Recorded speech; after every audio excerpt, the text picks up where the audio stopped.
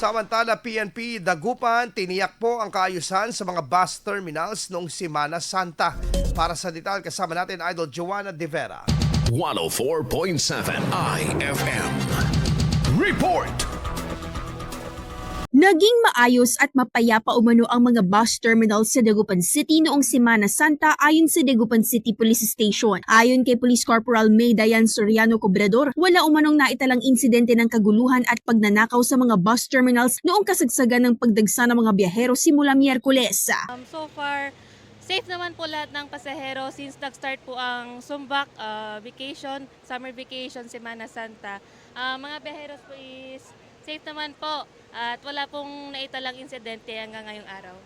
Naging maagap din umano ang pagsunod sa terminal regulations dahil wala umanong nahuli o na-recover ng mga ipinagbabawal na gamit tulad ng alak at patalim. Patuloy pa rin na dinagsa ng mga biyahero ang mga bus terminal sa Dagupan City kahapon sa pagbabalik ng mga nagsiuwi para sa Semana Santa. Kaugnay nito, tiniyak ng tanggapan ang patuloy na pagpapatrolya sa mga pampublikong lugar para sa kaayusan at seguridad ng publiko. Kasama mula rito sa IFM Dagupan, ito si Idol Joanna De Vera, Tatak IFM.